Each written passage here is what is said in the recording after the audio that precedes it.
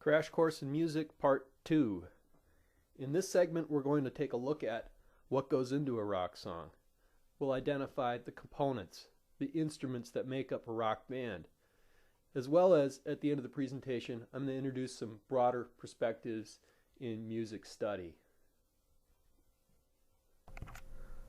This podcast is broken into two parts. The first part will explore instruments that are common in early rock and roll and its related styles, and the second part will examine how these instruments are used in rock tunes.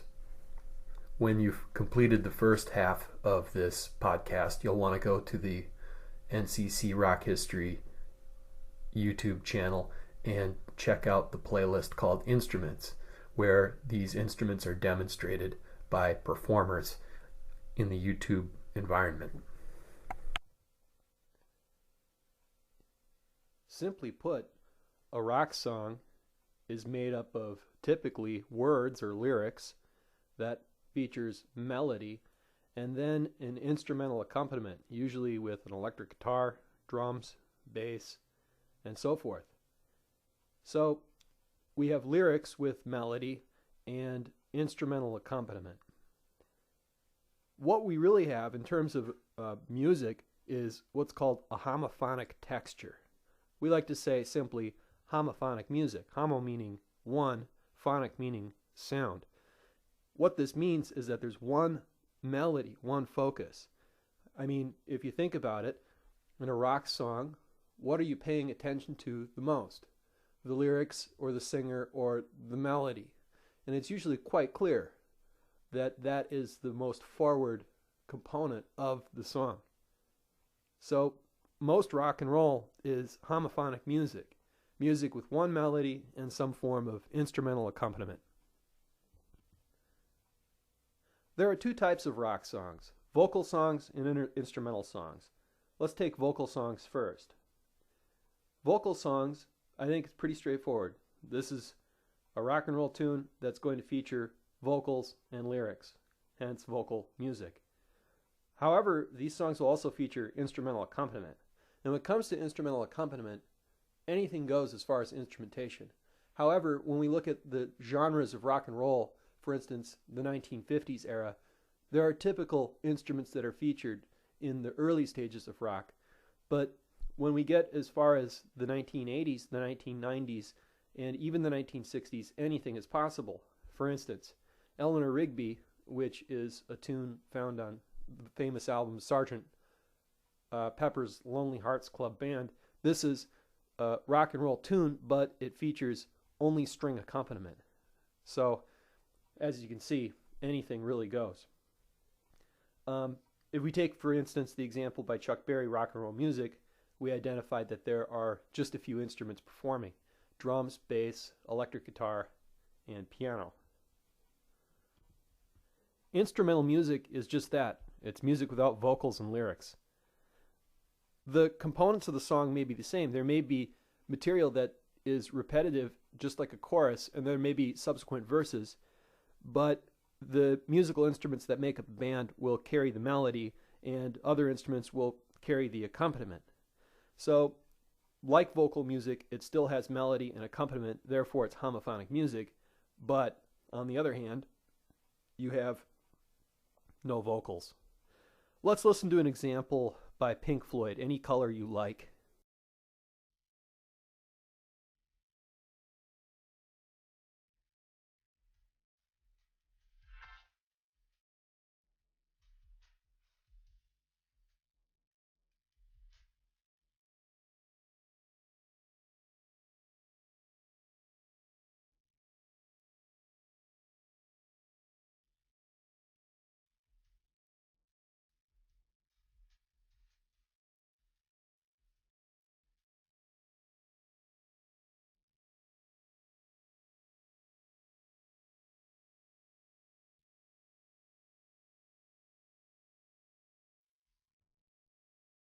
We've identified instruments of 1950s rock and roll. We're going to take the typical instruments used in early rock in order: guitars and basses, drums, piano, and then horns. We're going to take a look at each of these instrument types and talk a little bit about their timbre and how sound is generated and how a musician approaches performance on each of these instruments. When it comes to the strings that a guitarist strings the guitar up with, there are two main types: nylon strings and steel strings. Steel strings come in two categories: wound and non-wound. Non-wound strings are simply a piece of steel, and there are 3 of these strings on the 6-string guitar. These 3 strings are dedicated to producing higher pitches. When it comes to wound strings have a piece of steel and then with copper wound around. These strings are thicker. They produce lower pitches. When it comes to stringing the guitarist will string the strings in order from lowest pitch to highest pitch, with the lowest or the wound strings being on the top and then going in order from lowest to highest.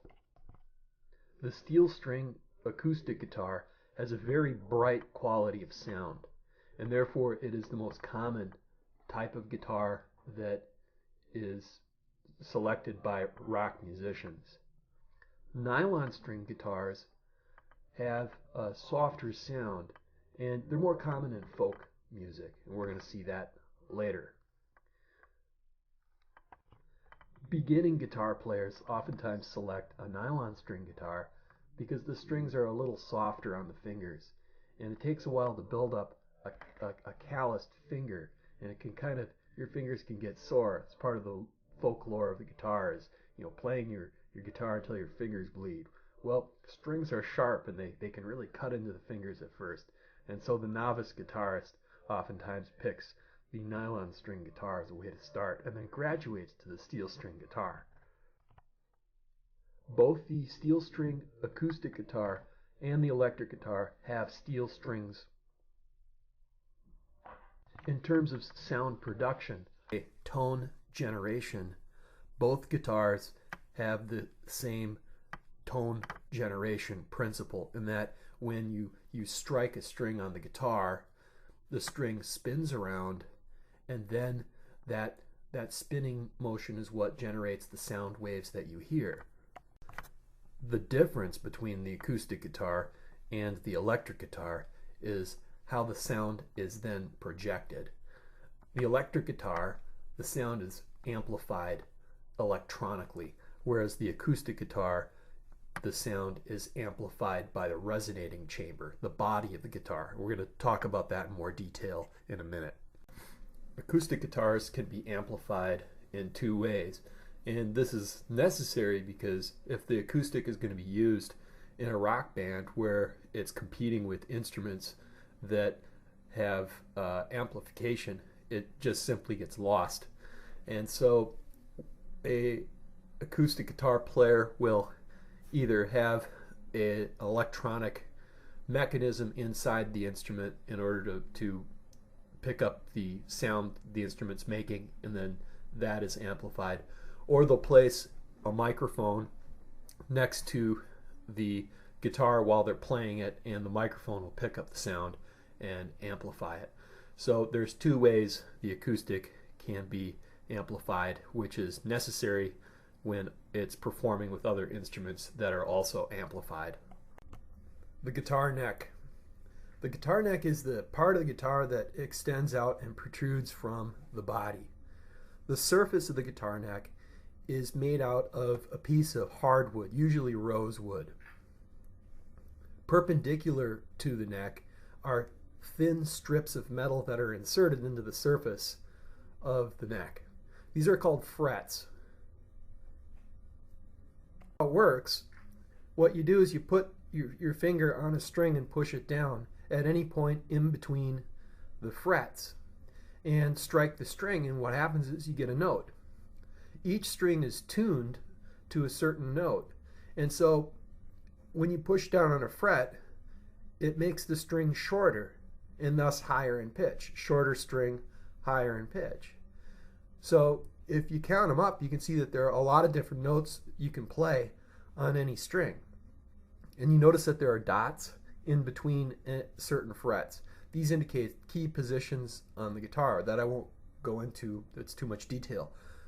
But what you need to know is that the guitar neck features frets, and to make a note sound on the guitar, you simply push the string down in between the frets and strike it with either a finger or with a pick, and you get the appropriate note. Watch videos and you'll see how guitarists meticulously keep their fingers moving in between the frets. Both guitars have a headstock and tuning machines. The headstock is found at the very end of the neck, the farthest point away from the body. On the headstock, you have metal cranks.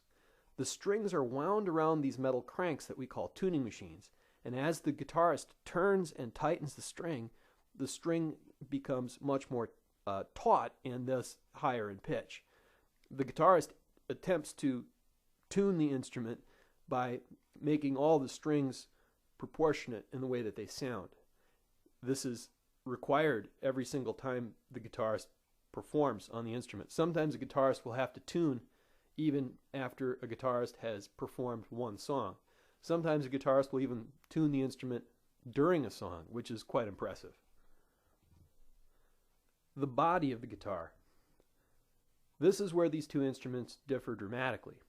The acoustic has a hollow body, and you can see that it has an open hole. The body of the electric guitar is solid, and it houses the electronic mechanism that picks up the sound of the strings as they're vibrating. The body of the acoustic guitar, the sides of the body are made out of a hardwood, and the top of the guitar that has the hole in it is made out of a softer wood. That soft top is glued to the hardwood back and sides of the instrument. Because the top is softer than the sides and the back, the top is free to vibrate. And so when the guitarist strikes a string on the instrument, it causes that top to fluctuate and reverberate. And the sound is reverberated inside the instrument, and the hole allows for the air pressure to change inside the body as the string is vibrating. The body of the electric guitar serves to house the pickup mechanism that detects the sound or the vibration of the string as it's spinning around after it's been struck due to the tension that it's under. And these pickup mechanisms detect that and then translate that as an electronic signal to an amplifier. The amplifier then translates that to a speaker, and then the speaker produces the quality of sound that the amplifier is set to produce. Thus, the electric guitarist is able to manipulate the way that the instrument sounds because of the fact that the amplifier is capable of changing and modifying that sound. So the electric guitar is highly versatile. Early electric guitars were less versatile because the amplification of the instrument was dramatically primitive, whereas the modern electric guitar and the modern amplification systems, you can actually take a electric guitar, and make it sound like a clarinet, if you can believe that, because of electronic manipulation and digital manipulation. The pick guard. Most guitars, if you have a pick guard, all electric guitars have a pick guard. The pick guard, in terms of the acoustic guitar, the pick guard protects the top of the instrument from being struck by a plastic pick, which is used to strike the strings in the hand of the guitarist.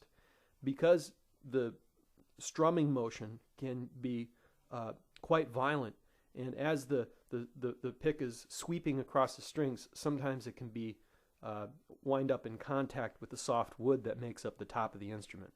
And so if you look at it, look at people who have acoustic guitars and play them frequently, you'll probably notice that there's damage to the top that has been caused by the pick. The electric guitar, the pick guard serves to house, at least with the one in the picture on the presentation, the pick guard serves to house the electronic components that link the pickups and the switches together.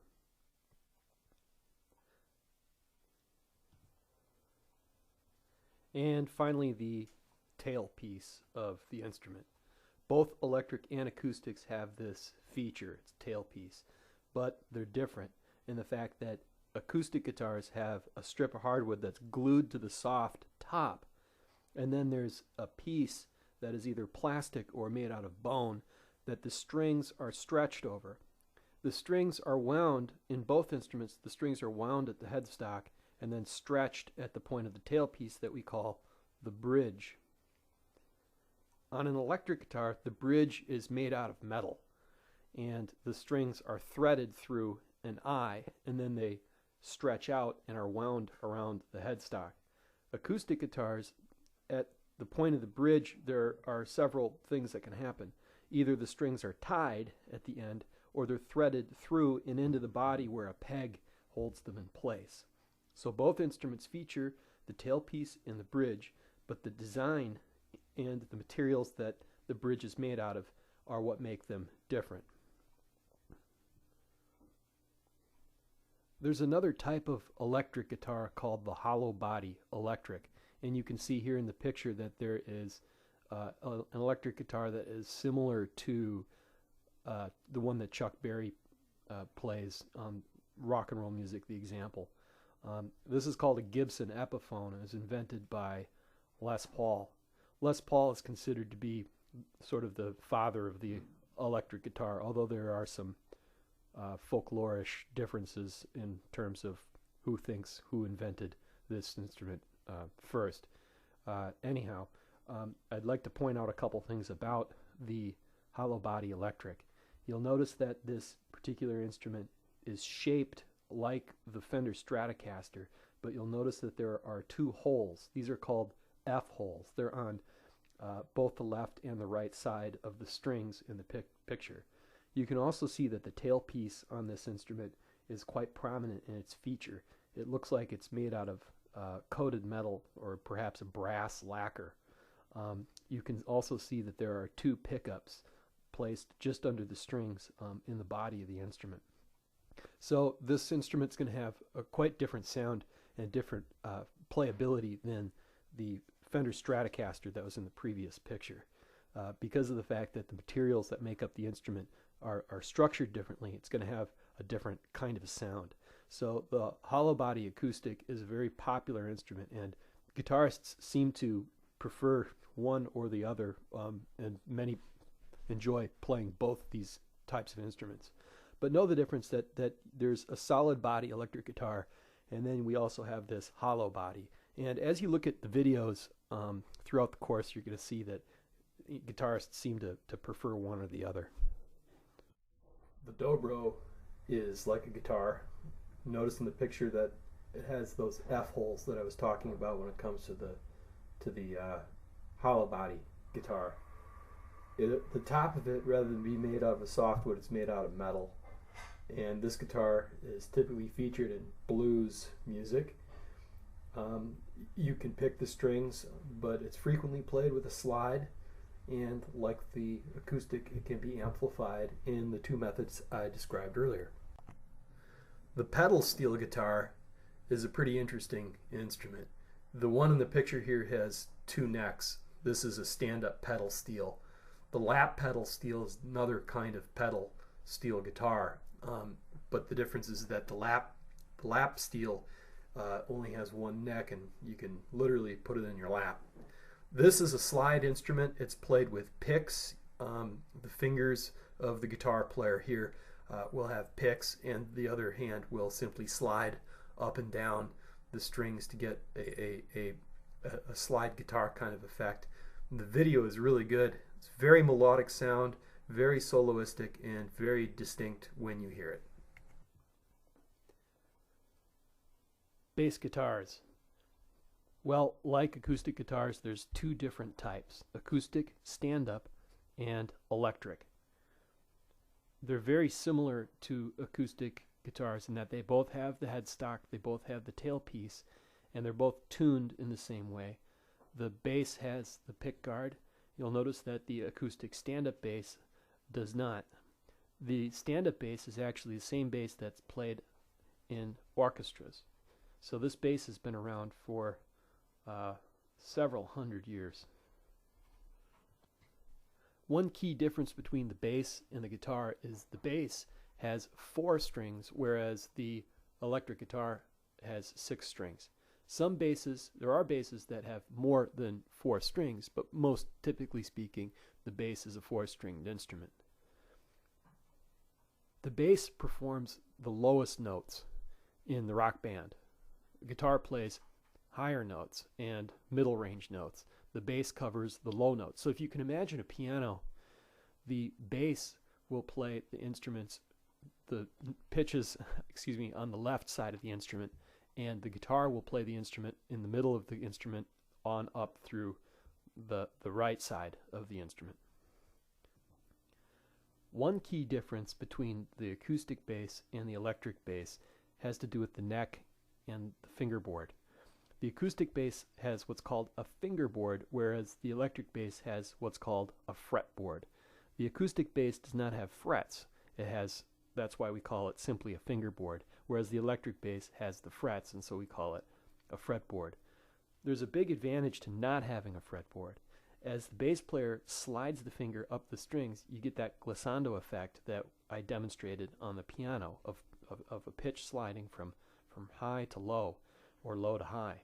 This is very easy to do on the stand-up bass.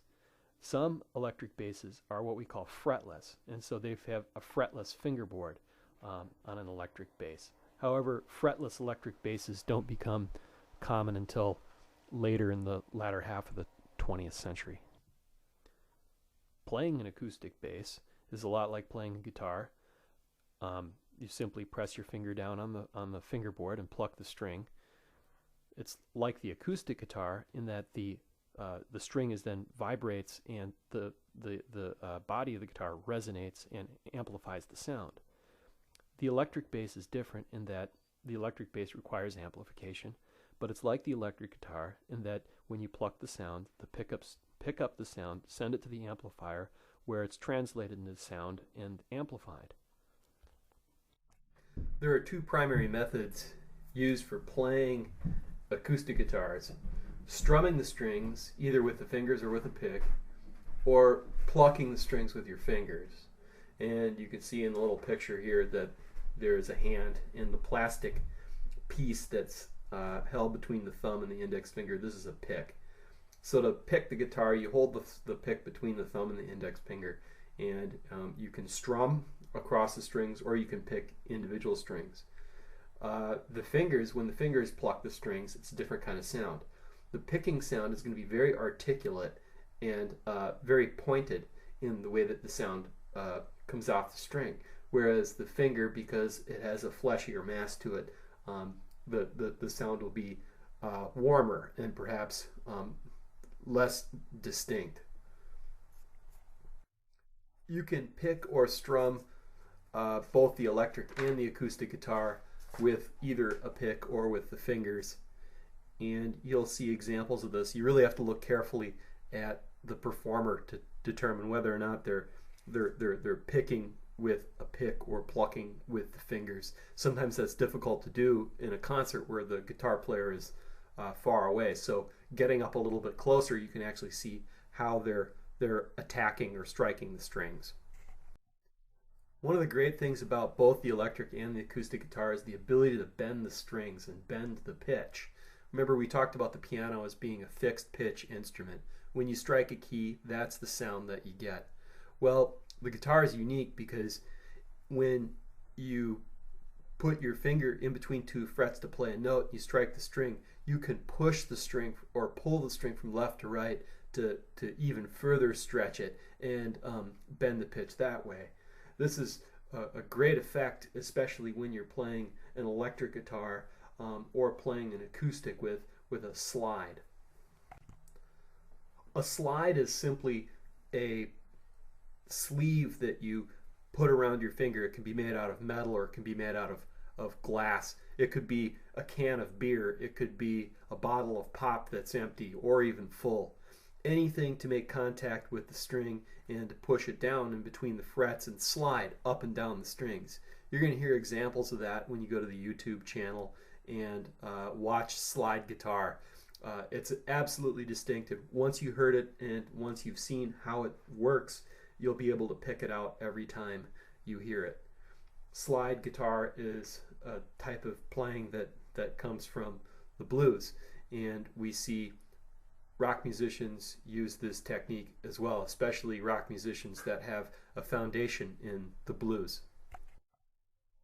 Now, because the electric guitar is amplified, the musician has the ability to manipulate the sound through the amplification.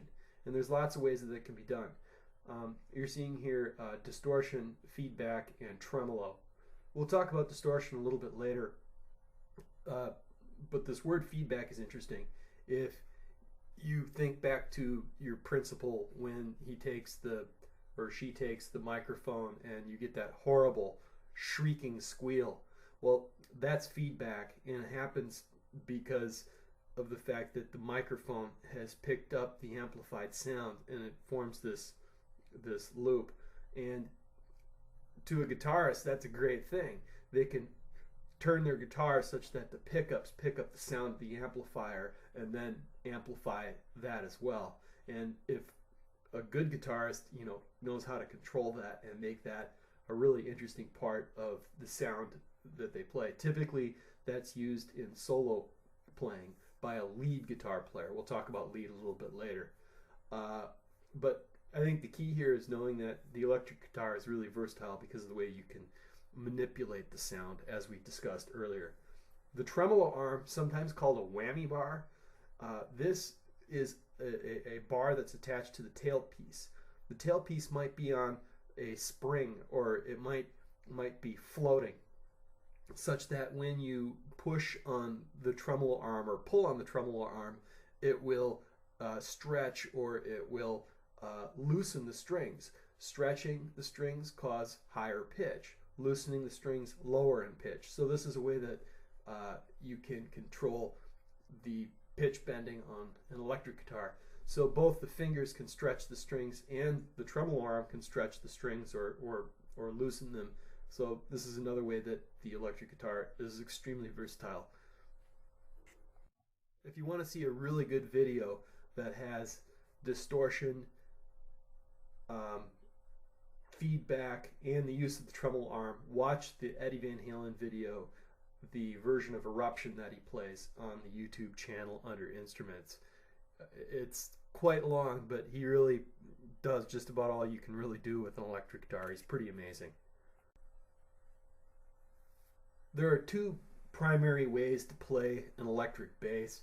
The first is simple. Simply, the fingers pluck the strings.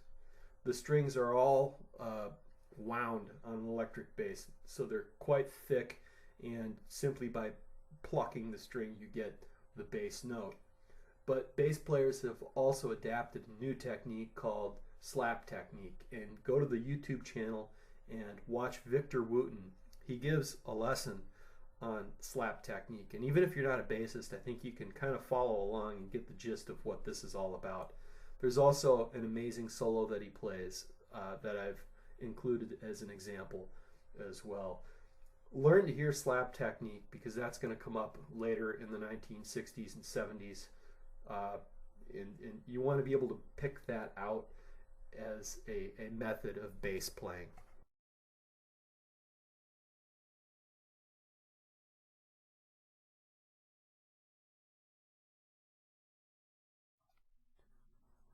Let's take a look at the drum set, or drum kit as it's called. Drum kit consists of cymbals and drums, and the drummer sits behind the drums on what's called the drum throne. All the drums are adjustable such that they can be raised or lowered according to where the drummer would like to have them placed. The drums are struck with a pair of sticks called the drum stick. The drum consists of two components, the shell and the drum head. The shell is the round circular component that gives the drum its depth. The head is the part that the drummer hits. The shell is made out of typically maple plywood. The head is made out of a thin plastic. The head is stretched out over the shell, and it can be tuned by tightening it. Remember that when you tighten strings or when you tighten things in terms of music, it makes the pitch go up. Okay, so a drummer can take a drum key and ratchet that head down and tune it in such a way that the drummer wants it to be tuned. The most unique drum on the drum set is called a snare drum. The snare drum is really interesting because it has a fairly shallow drum shell, and then it has a top head and a bottom head on the drum, which are both tuned. And underneath the drum, on the bottom drum head, you have what's called the snare, which is a series of chains that are stretched out over the bottom head of the drum. So when you strike the top head of the drum, it causes the bottom head of the drum to smash into those chains, and it gives it its unique effect. If you go to Wikipedia and you look up drum kit, you can hear all of the different kinds of drums and cymbals that are on the drum set, and you can select them and listen to them individually.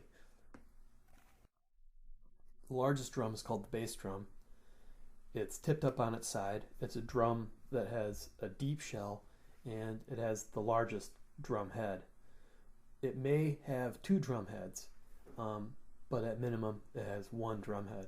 The bass drum is performed with the right foot of the drummer that controls what's called a kick pedal.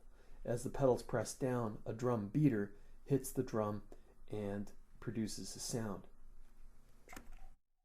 The most common cymbal to incorporate into a drum kit is called a hi-hat cymbal. This is a set of cymbals consisting of two, one on the top and one on the bottom.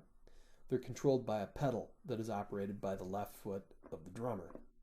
At rest, these cymbals lay apart. When the pedal's pressed down, the cymbals close. And so you can make any kind of sound you can imagine using a drum stick with these cymbals. Drum with the cymbals open, partially closed, or in a state of transition where they're opening and closing. The ride cymbal is the largest cymbal, and usually it's to the right of the drummer, and they perform on the ride cymbal with the right hand.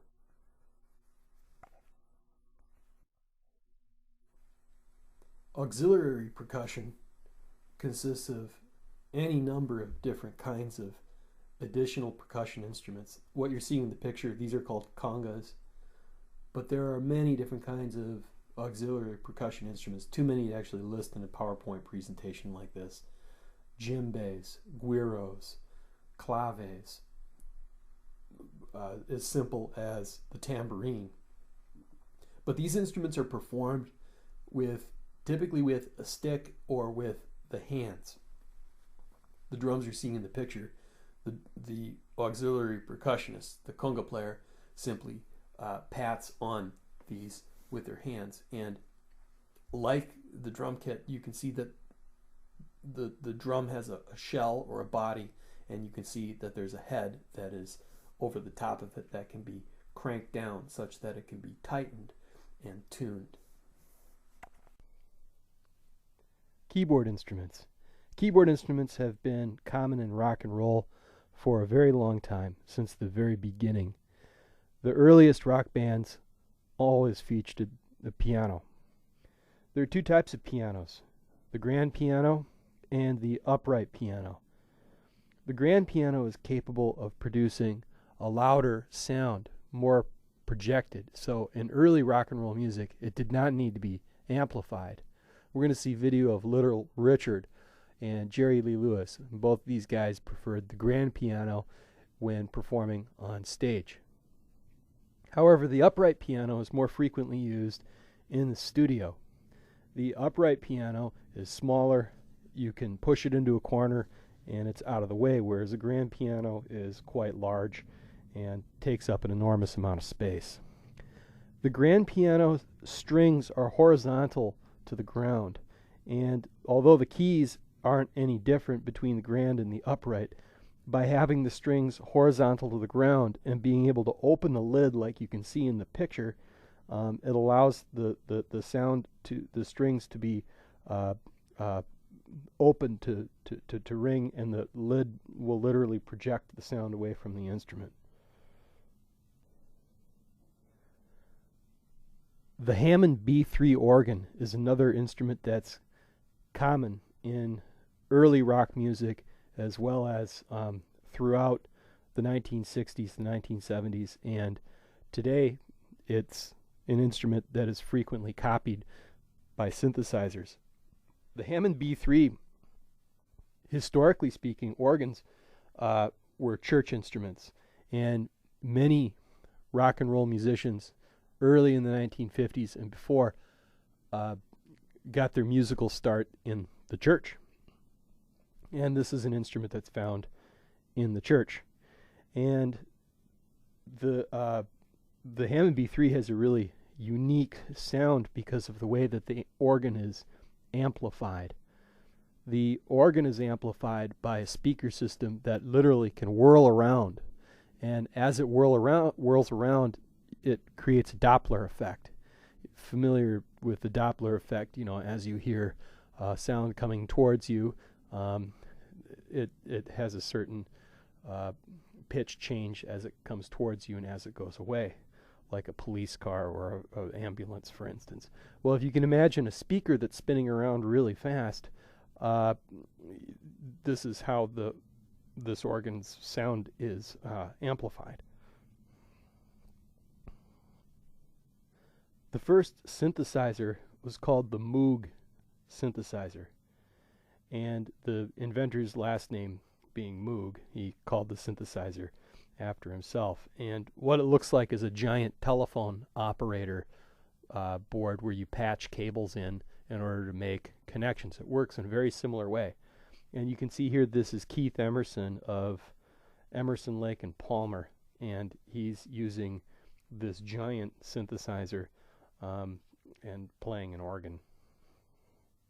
The synthesizer is capable of producing all kinds of interesting sounds, but being the first synthesizer, it really really changed the way that a rock musician can incorporate atmospheric kinds of sounds into music.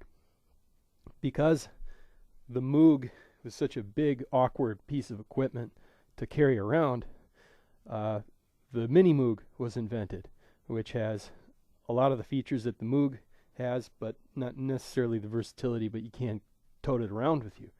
And you can see in the picture that it's much smaller.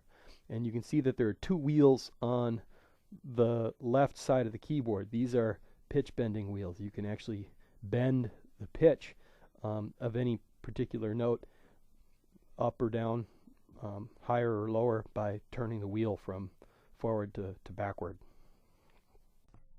The Rhodes electric piano is like the piano in that it's a percussion instrument. There is a tone bar inside the instrument that's struck when you press the key down. And so you're hearing this tone bar, which is made out of metal. So the timbre of the Rhodes electric piano is really quite unique. And when you see the video of the Rhodes player, it will be, you'll know exactly what I'm talking about, in that it sounds metallic, but it also sounds almost like a piano. Modern synthesizers. Modern synthesizers come in all shapes and sizes. And what is, I think, interesting about modern synthesizers is that any modern synthesizer can communicate with another synthesizer, even if it's a different brand, through a interface system called MIDI, Musical Instrument Digital Interface. And it's a certain kind of a cable that you can plug from one keyboard to the next, and they can talk to each other, or to a keyboard, for instance. But these synthesizers, modern synthesizers, were developed in the 1980s, and they have continued to refine and develop the technology. But really, in terms of the last 20 years, what the keyboard player can do is basically build a sound from scratch and use that sound on any of the keyboards that they have in front of them. And they're really pretty interesting to play. Some of these keyboards you can touch a note and it will give you one sound, and if you strike the key a little harder, it'll give you a different sound. So you can imagine how much versatility and control you can have in live performance if you know how to use your synthesizers to the degree that the technology allows. Most common horn used in rock and roll is the saxophone. The saxophone is a conical shaped tube with a mouthpiece at one end and the opening which is flared out at the other end. The mouthpiece, on the mouthpiece is fastened a piece of wood called a reed. On the other end, the opening is called the bell. And the tube between the mouthpiece and the bell has a series of holes in it. And the saxophonist covers up the holes in certain configurations called fingerings. These fingerings will give you various pitches. But how the mouthpiece and the reed are manipulated by the mouth of the saxophonist can give you all kinds of interesting sounds as well. And the way that the fingers cover the sound holes. One of the great sounds that the saxophone is capable of is the growl, and we'll hear examples of a growling saxophone. You're seeing, I believe, 4 saxophones on your screen here. You have the alto, the tenor, and the baritone saxophone from left to right, and then the one that's standing up on its belt is the soprano sax. You may know the soprano sax's sound from artists like Kenny G. At this point, go to the YouTube channel and listen to the examples that are included under instruments. You can listen to each one for as long as you'd like, but at least get an idea about what each of these instruments sounds like. One thing with the video is to train your ear to hear these different instruments or different methods for playing these different instruments, so that when you hear examples in the future, you can then articulate what it is that you're hearing clearly.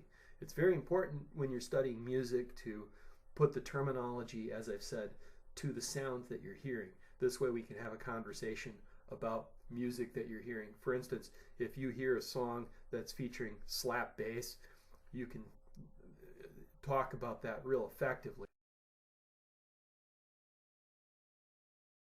2 to any number of musicians.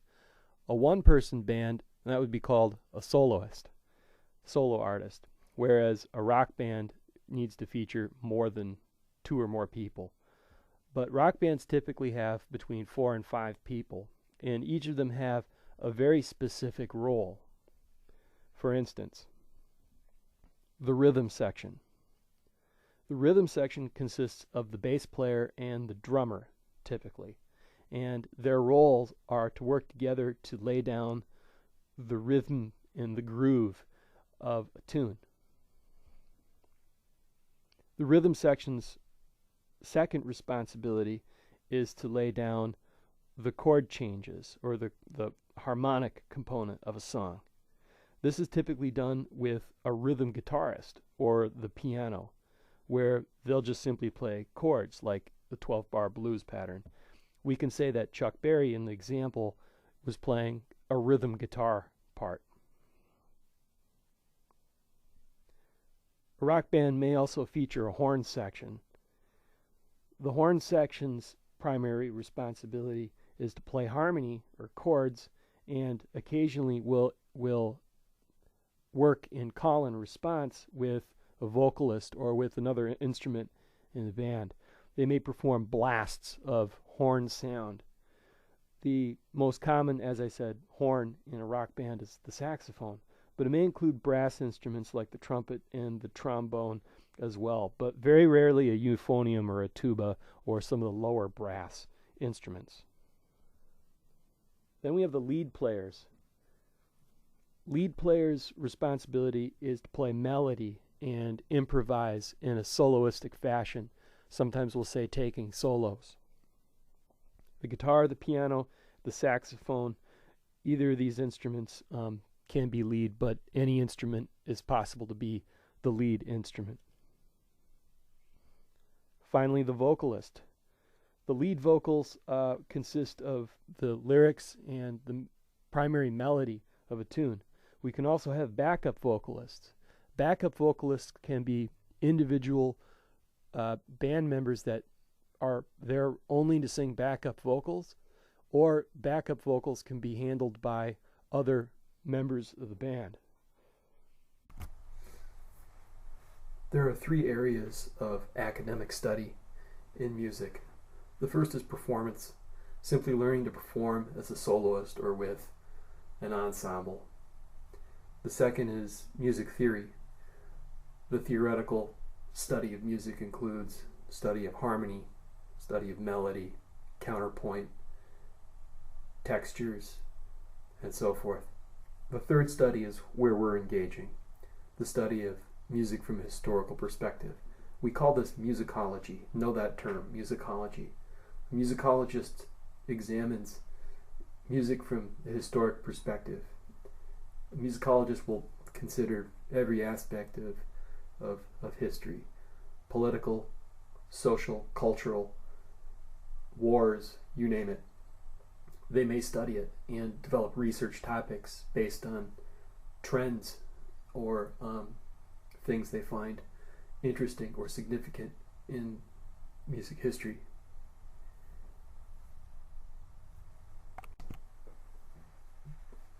Studying modern music is somewhat tricky because, just like analyzing what's going on with you today, it's very difficult to know how what happens to you today is going to affect you in the future.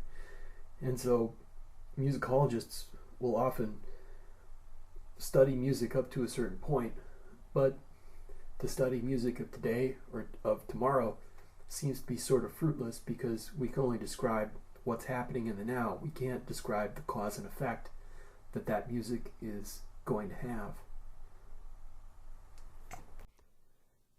Well, that's it for Crash Course in Music Part 2. Next we move on to American music heritage, and we will explore music that dates back hundreds of years and try to figure out how we got to rock and roll.